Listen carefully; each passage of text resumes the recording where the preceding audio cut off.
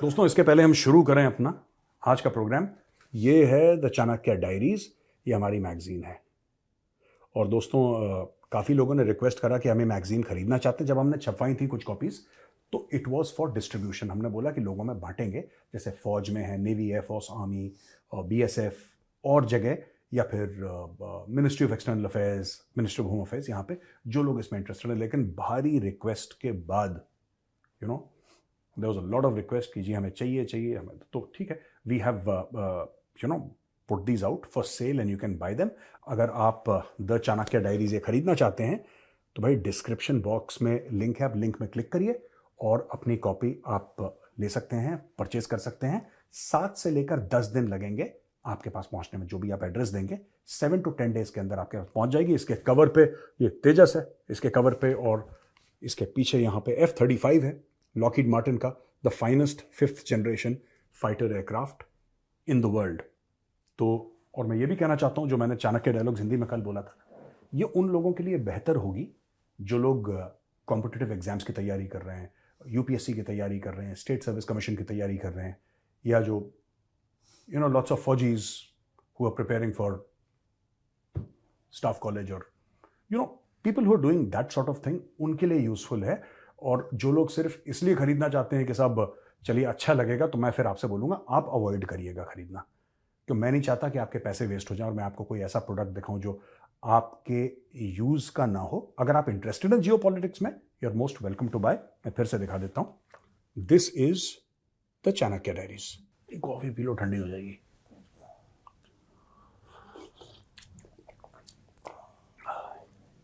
हाँ बताओ प्रोड्यूसर, क्या है आज का मामला? सर आज ये है कि कुर्सी लाल है आज भी। कल भी लाल थी, कल सोफा लाल था, आज कुर्सी लाल आज कुर्सी लाल है। बांग्लादेश का क्या है मैटर, ये बताओ। एकदम सही गए सर। अच्छा, बांग्लादेश में शेख हसीना का बयान है। बांग्लादेश अभी तो भारत में रह रही हैं। उन्होंने बोला है कि जो हिंदुओं पे हमले हो रहे हैं उसका असली मास्टरमाइंड मोहम्मद यूनुस है। मुझे लगता नहीं है। बात यह है कि जब तक शेख हसीना थी, शेख हसीना इसलिए कह रही क्योंकि उसकी मोहम्मद यूनुस से बनती नहीं है, उसको निकाल के मोहम्मद यूनुस को बना दिया head of state for all practical purposes. He may not be the president और prime minister, he may be senior adviser और whatever designation they have given him, but he is head of state. कल अगर कोई आएगा मोहम्मद यूनुस से मिलेगा, ठीक है। बात ये नहीं है यार कि ये पूरा जो हिंदुओं वाला मामला मोहम्मद यूनुस ने करवाया है जी। नहीं, बात यह है कि शेख हसीना जब थी उसने सांप के फन पे पैर रख रखा था। मैं आपको फैक्ट बताता हूं, ये सच्ची बातें हैं, ये हमारे व्यूअर्स जो देख रहे हैं ना, इनको भी पता लगे। शेख हसीना ने, जो रेडिकल इस्लामिस्ट हैं बांग्लादेश में, जमात वाले और भी और तंजीमें हैं वहां पे, वो अगर वो सांप हैं, उसके फन पे उसने अपना पैर रख रखा था।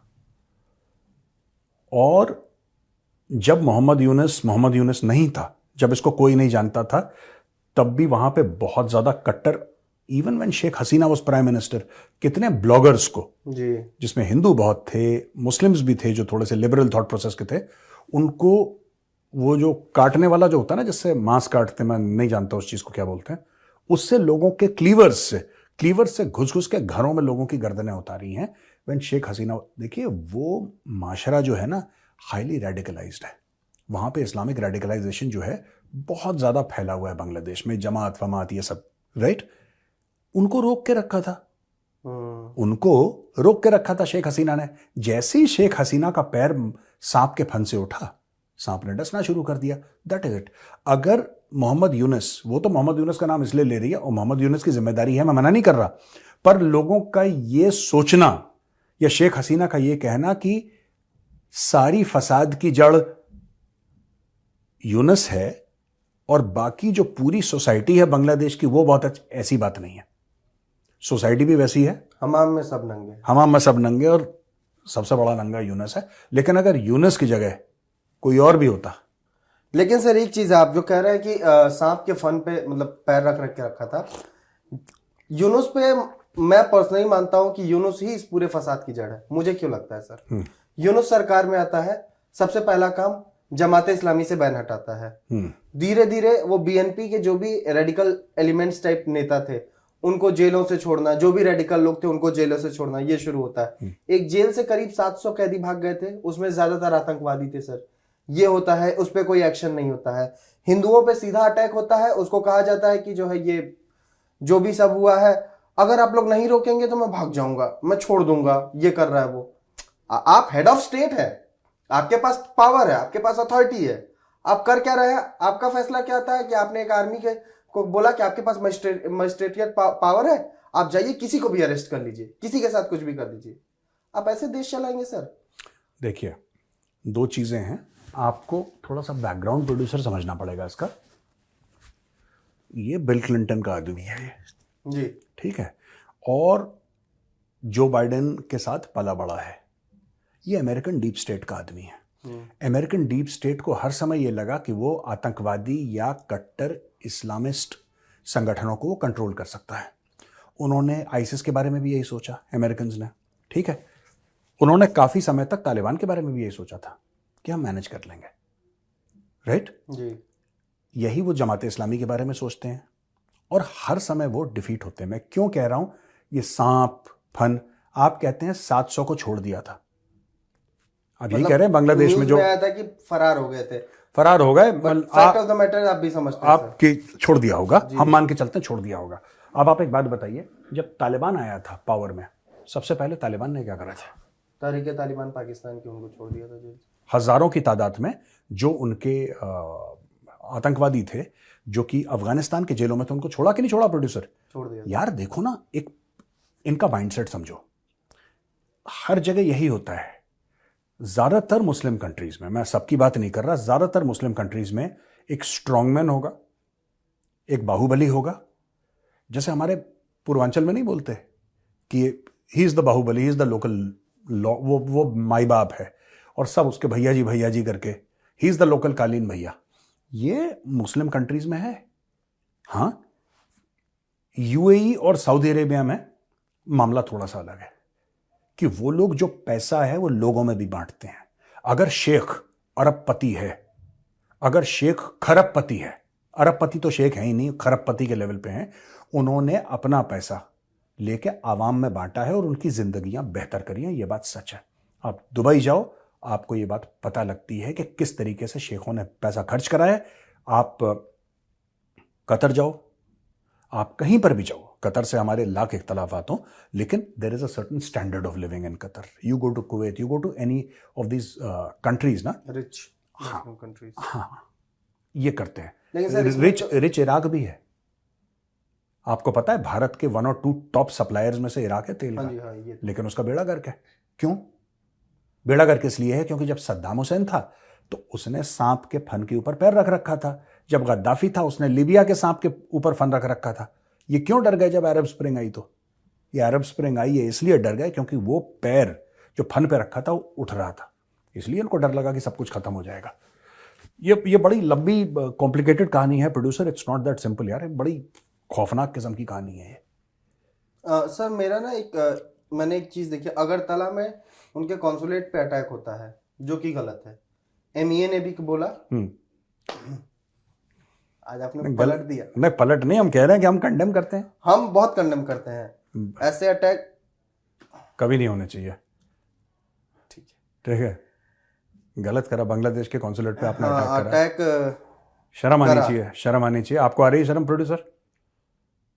आ रही है, सोचो मत, कह रहा आ रही है, थोड़ी थोड़ी आ रही है। नहीं आ रही, कह रहा प्रोड्यूसर मना कर रहा, कह रहा मुझे नहीं आ रही शर्म। हाँ, फिर क्या हुआ उसका?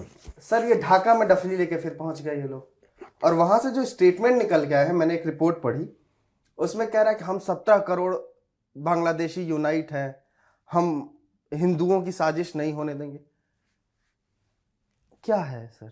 70 करोड़ है नहीं वो लोग, 17 करोड़ ना, 17 करोड़ लोगों को तो अभी भारत में जुकाम हो रखा होगा इस वक्त। मुझे भी है थोड़ा सा। तो आप 17 करोड़ में हैं, आप एलीट 17 करोड़ में हैं। देखिए, भारत की साजिश नहीं चल, हमारी कोई साजिश नहीं है। We don't want Bangladesh. साजिश आ गया लेकिन यहाँ पे हाँ, वो आ जाएगा, पाकिस्तानी खून है ना, तो ये सब बकवास तो वो लोग करेंगे। हमें बांग्लादेश नहीं चाहिए, टूटा फूटा मुल्क, hardcore radicalised Islamist gang roaming around. हमें क्यों? वो कहते हैं कि बांग्लादेश को, ये नैरेटिव बांग्लादेशी सोशल मीडिया पे चल रहा है कि ये साजिश हो रही है कि बांग्लादेश को आप वापस मिलाना चाहते हैं इंडिया के साथ।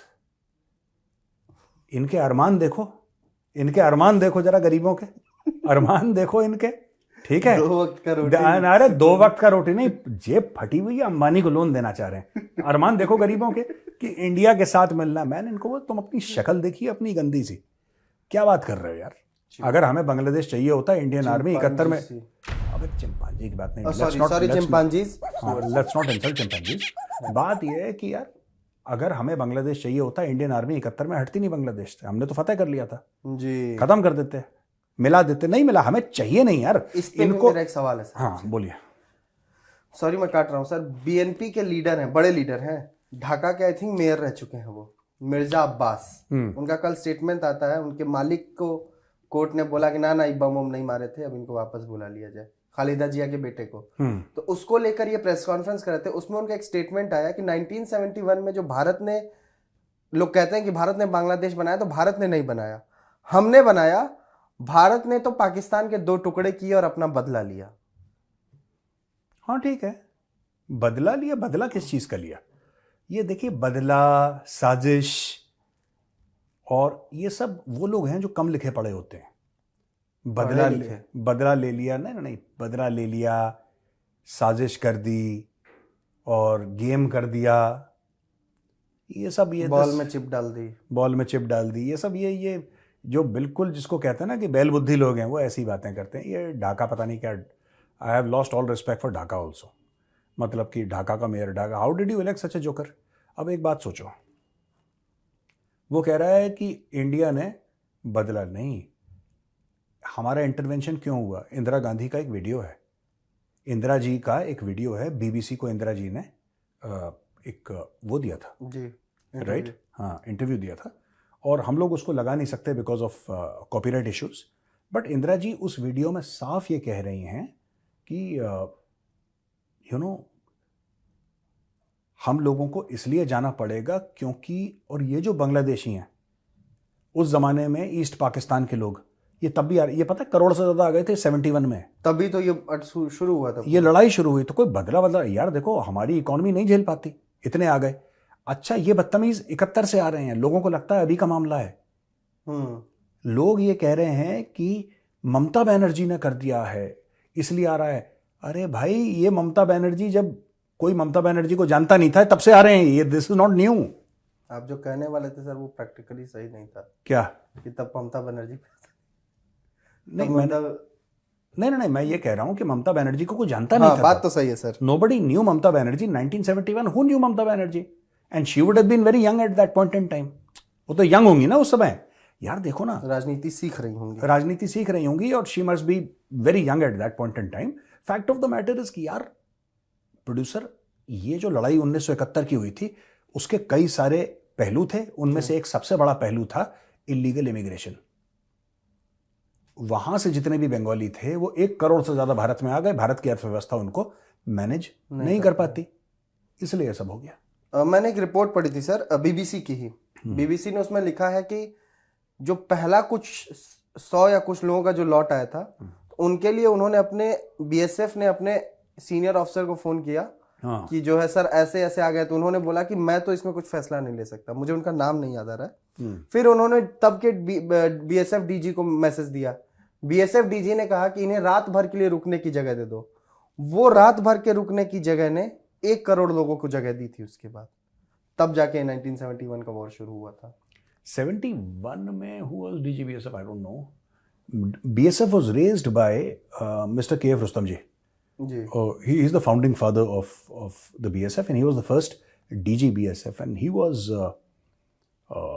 what a fantastic, what a great guy, what a fantastic human being, and what a great officer, Mr. Rustam ji. And मुझे स्टोरी के बारे में नहीं पता है, लेकिन यार देखो ना, आज की तारीख में प्रोड्यूसर जो हिंदुओं पे अत्याचार हो रहा है जी इन बांग्लादेश, है ना, एक बात बताओ यार, शुड वी स्टॉप इट और should we not stop it? And should we और can we rather as India, do we have the power to stop it? We have, I think तो वी हैव। हाँ, क्या दिक्कत है? You know better sir कि आप, चूंकि आपने तो सर्व किया आर्मी में, और आपका बीएसएफ से भी पुराना ताल्लुक है सर, हमको पता है। हाँ सर आप मुझे बस ये बताइए कि जो ये बांग्लादेशी उछल रहे हैं कि हम 21 करोड़ हैं या हम कहीं 21 करोड़ कहीं 17 करोड़, खुद में कंफ्यूज है। हम लोग बहुत यूनाइटेड हैं, हम सब एक फौज हैं, हम मिल के इंडिया को रोक लेंगे अगर इंडिया चाह दे। नहीं, ये लोग कह रहे, एक मिनट, मैं समझ गया आप क्या बोल रहे। हम इंडिया को रोक देंगे, इंडिया आ ही नहीं रहा, तुम इंडिया को रोक दोगे, ये फालतू की बातें हैं। ये प्रोटेस्ट करने वाले लोग हैं, हाँ, ये डफली वाली कौम है पूरी की पूरी बांग्लादेशियों की। ये सड़क पे आते हैं, ये काम वाम नहीं करना चाहते। They are lazy people, they don't want to work. इनकी शेख हसीना से सबसे बड़ी शिकायत ये थी कि वो कहती थी घर से निकलो, काम करो। इनको कुछ नहीं करना, इनको बैठ के चाय पीनी है, ठीक है, इनको अखबार पढ़ना है, इनको एक दूसरे से बातें करनी है, गली नुक्कड़ में बैठ के डिस्कस करनी है world politics, global geopolitics. ये इन लोगों का काम है। They are not interested in working. और जो कहते हैं हम इंडिया को रोक लेंगे, अबे इंडिया कौन आना चाहेगा उस कूड़ेदान में? Do you want to go to Dhaka? Who wants to? I don't want to go to Dhaka. मैंने यार सोचा नहीं सर, आपने देख कभी सोचना। मेरा डिसीजन तुरंत था कि नहीं जाना है। आपका डिसीजन है, पीएमओ में बैठ रहे हैं आप, आपका डिसीजन है। बात ऐसी लंबी लंबी छोड़ते हैं प्रोड्यूसर तुम कि मेरा डिसीजन है। देखो सुनो, बात यह है कि ये जो कहते हैं ना बांग्लादेशी कि हम ये कर लेंगे, वो कर लेंगे, हम इंडिया को रोक देंगे। अबे रोकोगे तो उसको, और रोक भी लोगे, मैं कह रहा हूँ, रोकोगे उसको जो आना चाहता है। लेकिन अगर आना चाहे इंडिया तो ये लोग रोक पाएंगे? ये कुछ नहीं है, डफली लेके खड़े हो जाएंगे, झंडे लेके, पर ये फिर प्रोटेस्ट कर देंगे। इनके बांग्लादेशी कौम का, ये तो शेख हसीना थी, उसने टाइट वाइट करके थोड़ी सी इनकी इकोनॉमी ठीक कर दी, राइट। ये they are not people who like to work, they are not interested in working, they are lazy people basically, most of them, they are highly lazy people, and all they want to do is talk about various things. They are very big talkers. They perceive, Bangladeshis perceive themselves to be intellectuals, right, and they think that argument and protest is an alternate to work, कि इनको काम ना करना पड़े। They are not interested in working. ये काम करने को राजी हैं ही नहीं। मैं बता रहा हूँ, इनकी इकोनॉमी, इनकी शिकायत क्या है कि वो कहती थी घर से निकलो, काम करो, देश को मजबूत बनाओ। उसकी ये गलती थी, उसने बोला, ठीक है। अब ये कहते हैं कि वो डिक्टेटर थी, ये कहते हैं डिक्टेटर थी। मैं भी कहता हूं हाँ, शेख हसीना थी डिक्टेटर, बिल्कुल थी। लेकिन मुस्लिम वर्ल्ड में कौन सा ऐसा राजा है जो डिक्टेटर नहीं है? कौन सा ऐसा प्रधानमंत्री जो डिक्टेटर नहीं है? शहबाज शरीफ ने पाकिस्तान में क्या करा? फौज बुला ली उसने, ऑटोमेटिक फायर हुआ कि नहीं हुआ? इस्लामाबाद के कितने लोग मर गए किसी को नहीं पता। सारे लोग, पीटीआई के अलग फिगर्स हैं, सरकार के अलग, मीडिया के अलग, सोशल मीडिया के अलग, जितने मुंह उतनी बातें हैं। आपको क्या लग रहा है ये शहबाज शरीफ डेमोक्रेट है? शहबाज शरीफ ने बोला फौज को गोली चलाओ, फौज ने टट टट ऑटोमेटिक फायर कर दिया। तो ये कहना कि भाई once you identify yourself as an Islamic country, it goes without saying, क्या एर्दोगान स्ट्रॉन्गमैन नहीं है? आप किसी का भी नाम लीजिए सर। एर्दोगान को जो लोग उसके अपोज करते हैं, या वो जेल में हैं या फॉरेन कंट्रीज में, उसने वो कर दिया कि तुम तुर्की नहीं आ सकते वापस। तो this is everywhere. Please tell me, can you criticise the ruler? ये कहते हैं कि शेख हसीना को क्रिटिसिज्म पसंद नहीं था। 57 मुस्लिम कंट्रीज हैं, कौन से मुस्लिम कंट्री के कौन से रूलर को क्रिटिसिज्म पसंद है? आप एक का नाम बता दो। आप कजाकिस्तान में जाके बोलो, पता लगा गायब हो गए परिवार समेत, ठीक है। आप कहां, सऊदी अरब में कर सकते हो, आप कहां कर सकते हो? आप एक देश तो बता दो कि साहब ये मुस्लिम देश है, और यहां पे आप चौक पे खड़े होके जो वहां का शेख है, जो वहां का प्रेसिडेंट है, राष्ट्रपति, प्रधानमंत्री, एक्स जो भी है, आप उसको खुल के उसकी तनकीद कर सकते हो। सर इसी बांग्लादेश वाले इशू में जब शेख हसीना को सत्ता से बाहर गई थी वो, हाँ, तब कुछ लोगों ने सऊदी अरब में, कुछ बांग्लादेशी ही थे आई थिंक, वो सऊदी अरब में उन्होंने प्रोटेस्ट करने की कोशिश की थी।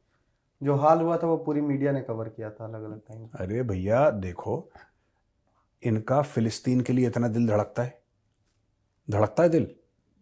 हाँ, फिलिस्तीन।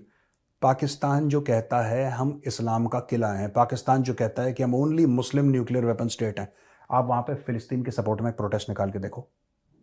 आप एक प्रोटेस्ट निकाल के देखो, मार मार के सुअर बना देगी फौज कहे कि ठीक है, फिलिस्तीन के बारे पे सोशल मीडिया पे जितनी बकवास कर रही है तुम कर लो, जो तुम्हें करना है कर लो, लेकिन बेटा अगर तुम फिलिस्तीन का झंडा लेकर आए सड़क पे तो सुअर की तरह पिटोगे। क्यों कहती है? इसलिए नहीं कि उनकी सरकार इजरायलियों के हाथों बिक गई है, नो, नॉट एट ऑल। हाँ, नहीं बिकी है गवर्नमेंट, नहीं, वो नहीं है, that is not an issue कि वो उनकी सरकार बिकी है कि नहीं बिकी है। इशू क्या है मैं बताता हूं। इशू ये है कि प्रोटेस्ट से सारे मुस्लिम कंट्रीज के लीडर्स को डर लगता है, चाहे वो प्रोटेस्ट उनके हिसाब से अच्छे कॉज के लिए हो, बुरे कॉज। पूरे इस्लामिक कंट्री में आप देख लो, कहां पे फिलिस्तीन के लिए प्रोटेस्ट हो रही है? कहीं नहीं हो रही। क्यों? क्योंकि वो डेमोक्रेसी नहीं है। वो प्रोटेस्ट अलाउ कर ही नहीं सकते वो प्रोटेस्ट अलाउ। कल अगर आप ये देखो, ठीक है, बहुत लोग करते, इवन इन सीरिया कहता है कि फिलिस्तीन को आजाद होना चाहिए। सीरिया में प्रोटेस्ट नहीं हो रही। प्रोटेस्ट तो कहीं नहीं हुए सर फिलिस्तीन के। देखो, ये बस अमेरिका में और कुछ इंडिया में। हाँ, ये अमेरिका, यूरोप, इंडिया में डेमोक्रेसीज में प्रोटेस्ट हो रही है। कहीं किसी मुस्लिम कंट्री में फिलिस्तीन को लेकर प्रोटेस्ट नहीं हो रही। आपको समझना पड़ेगा, क्योंकि वहां पे जो डिक्टेटर बैठा है, जो शेख बैठा है, जो मालिक बैठा है उस देश का, दी बॉस, दी ओवरऑल अन्नदाता ऑफ दैट कंट्री, वो ये कहेगा कि आज ये फिलिस्तीन के लिए निकले ना ढबली लेके, कल यही ढबली लेके मेरे खिलाफ निकल जाएंगे। इनको मुंह में, इनकी जबान पे ये स्वाद लग जाएगा प्रोटेस्ट का, इनको यहीं पे कूटो। Nobody wants a second Arab Spring. इसीलिए मैं आपसे कह रहा हूं प्रोड्यूसर, ये जो पूरा बांग्लादेश में हो रहा है, this is a manufactured fraud. अब लोगों के अंदर, क्योंकि इनके पास कोई मुद्दा है नहीं बात करने का, अब लोगों के अंदर एक फेक नेशनलिज्म बांग्लादेश में जगाई जा रही है। And there is nothing called nationalism in a Muslim country, right? Because, और this I am speaking very responsibly, that concept of nationalism नहीं, दी उम्मा इज वन बॉडी, जी, है ना? Nation states are a man made construct and sovereignty belongs to अल्लाह alone. खुद मुख्तारी सिर्फ अल्लाह की होती है और किसी की नहीं है, कोई देश की, कोई। तहरीक तालिबान पाकिस्तान क्या बोल रहा है? टीटीपी ये कह रहा है कि we do not recognise the constitution of Pakistan. क्यों? Why don't we recognise the constitution of Pakistan? We don't recognise the constitution of Pakistan क्योंकि इंसान ने लिखा है। इंसान कैसे कानून लिख सकता है? खुद मुख्तारी तो अल्लाह की होती है। तो वो गलत नहीं बोल रहा। In the Quranic concept they are not saying anything wrong. सऊदी अरब क्या बोलता है? What is the constitution of Saudi Arabia? Saudi Arabia कहता है तो कुरान इज आवर कॉन्स्टिट्यूशन। कहानी खत्म हो गई, आप बहस कर ही नहीं सकते उससे। वो कहता है कि तो कुरान, और एक पूरे उलेमा की बॉडी बना रखी है, 1000-2000 उलेमा है, वो सरकार को गाइड करते रहते हैं कि ये जो आपका स्टेप है ये कुरान शरीफ से अलग है, ये हदीस से अलग है। नहीं, और हदीस भी उन्होंने बैन करवा दी सऊदी अरब में। तो बोला कि थैंक यू बोलो हदीस को, कह रहे हैं सब फ्रॉड है, ओनली कुरान। मोहम्मद बिन सलमान कहता है ओनली कुरान शरीफ, बाकी हदीस वदीस का कुछ भरोसा नहीं है, सबको निकालो। उसने निकाल दी। फिर भी वो तो स्टेबल है। ये जो है, जो वो अमीर हैं इसलिए स्टेबल हैं, ये गरीब हैं इसलिए अनस्टेबल हैं। भाई स्टेबिलिटी के लिए पैसा चाहिए ना भाई। मोहम्मद बिन सलमान का जो वो पूरा अरामको है जी, ठीक है, या फिर उनका पूरा खान, that is what trillions of dollars, या not billions, trillions of dollars. वो इतने रईस हैं, इतने रईस हैं, इतने रईस हैं कि मैं क्या बताऊं। बस कहानी खत्म हो गई यार। तो जो देखो बात वही है ना, शांति वहां पे है, स्टेबिलिटी वहां पे है जहां पे पैसा है। जहां पे बांग्लादेश जैसे गरीब हैं, यहां पे मार पड़ रही है। अब इनके अंदर एक फेक नेशनलिज्म का जज्बा इन्होंने ऑन कर रखा है कि हम इंडिया को नहीं घुसने देंगे। अरे कौन पागल का बच्चा घुसना चाहता है वहां पे? कौन घुसना चाहता है वहां पे? बंजर जमीन कोई नहीं खरीदना चाहता सर।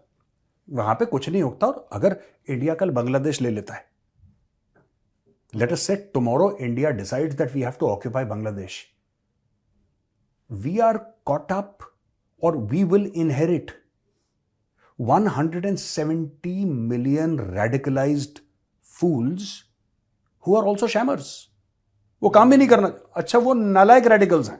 एक तो रेडिकल होता है कि वो कहता है कि मैं लड़ जाऊंगा। बांग्लादेशी लड़ेंगे नहीं, ये लड़ने की बात ही करते रहेंगे, बस झंडा लेके हम लड़ जाएंगे, हम लड़ जाएंगे। किससे लड़ जाओगे?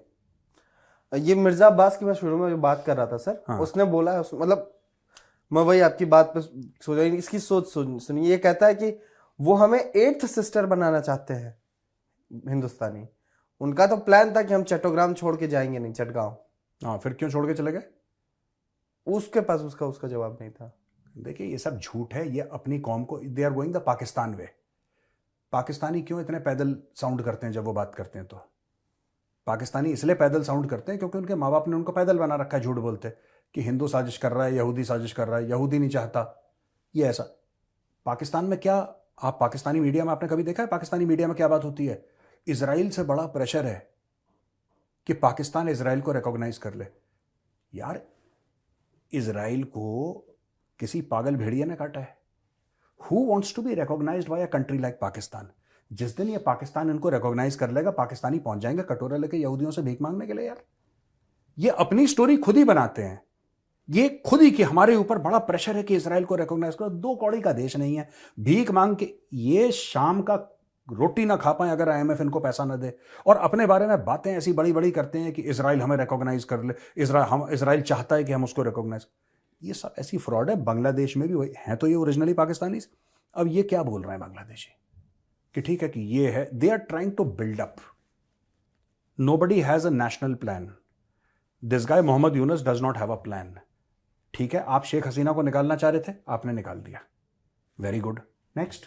निकल गई ना वो, अब पता ही नहीं। अब वो कह रहे हैं कि अब शेख हसीना को वापस दो इंडिया। अच्छा, अगर इंडिया ने वापस दे दिया फिर अच्छा, फिर आपने उसके ऊपर मुकदमा करा, फिर आपने उसको फांसी दे दी, शेख हसीना को फांसी हो गई, चलो आज की तारीख है, शेख हसीना को फांसी हो गई, फिर नेक्स्ट। इनको पता ही नहीं है, फिर ये किसी और चीज में प्रोटेस्ट। आज 2 घंटे के लिए लोड शेडिंग हो गई, झंडा लेके डफली लेके आ जाएंगे सड़क पे। They are a nation of protesters who are incompetent and incapable. इनके पास कुछ नहीं है, इनके पास कुछ नहीं है। ये अब यहां पे एक इंडियन कंपनी ने बोला कि यार अडानी करें, दूसरी कंपनी ने बोला कि यार कुछ बिजली का चक्कर है हमें, उसने बोला कि यार हमारा पेमेंट कर दो। अब ये भी साजिश है। इंडिया नहीं चाहता कि बांग्लादेश के घरों में रोशनी हो, इसलिए इंडिया हमारी बिजली काट रहा है। अबे तुम बिल नहीं दोगे क्या? अब यही बात है कि मैं जाके रेस्टोरेंट में खा लूं खाना पेट भर के, अपनी डिशेस मंगवा लूं मैं 56 भोग, ठीक है, और फिर जब वो बोले बिल दो वरना हम तुम्हें खाना नहीं खाने देंगे, तो फिर मैं रोने लग जाऊं कि यार तुम चाहते हो मैं भूखा सोऊं। अब ये तो विक्टिम कार्ड अल्टीमेट है, ये ultimate victim card. This also they have picked up from the Pakistanis यार। हरकतें पूरी पाकिस्तान वाली, हरकतें पूरी पाकिस्तानी है, बस थोड़ा सा उनका क्या है कि माशरा थोड़ा सा अलग है, वैसे इनका डीएनए पूरा पाकिस्तानी है। In fact the Pakistan movement started in Bangladesh, in east Pakistan area. हाँ, दैट टोल सुहरवर्दी वगैरह तो सब वहीं पे थे लोग। तो the people who started the Pakistan movement did not start in west Pakistan, it started in east Pakistan area. मतलब ईस्ट पाकिस्तान में वो टर्मिनोलॉजी बोल रहा हूँ 47 के बाद की, बंगाल के एरिया में वहीं पे तो शुरू हुई थी। These were the people who wanted the this thing of India. तो ये बात है प्रोड्यूसर। एंड सर मैं लास्ट चीज पे क्लैरिफिकेशन चाहता हूं सर आपसे। ममता बनर्जी ने बोला है कि यूएन की पीस कीपिंग फोर्सेस जानी चाहिए वहां पे। देखो यार, मुझे तो नहीं लगता कि यूएन की पीस की, यूएन को इतना एक्सपोजर नहीं है, बांग्लादेश का एक्सपोजर तो हमें है।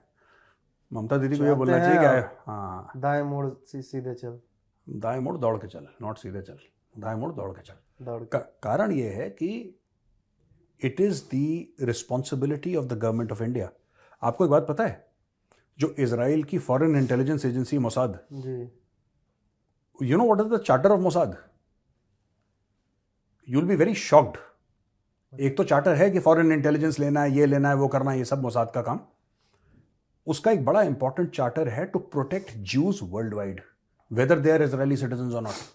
अच्छा, yes, this is one of the charters of Mossad, to protect Jews, not Israeli citizens, Jews of whichever country they may be. जहां पे भी यहूदियों के खिलाफ कुछ कार्रवाई होगी वहां पे मोसाद उसको रोकने की कोशिश करेगा। This is what we should have in India. जहां पे हिंदुओं के साथ अत्याचार होगा वहां पे we should unleash the research and analysis wing, RNAW को बोलें कि एक्शन में आए और ठीक करें इन सबको।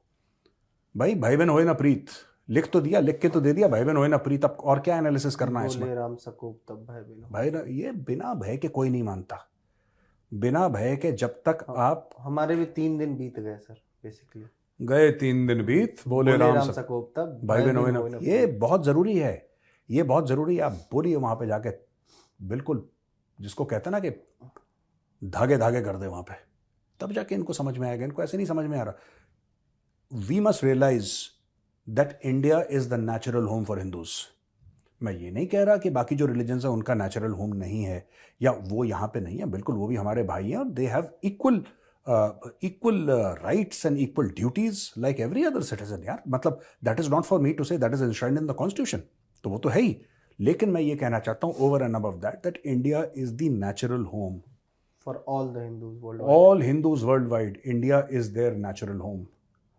ये जरूरी है to communicate this to everybody. हिंदुओं के साथ जहां पे अत्याचार होगा, वो कनाडा हो, चाहे यूके हो, चाहे यूएस हो, वहां पे वी विल टेक एक्शन।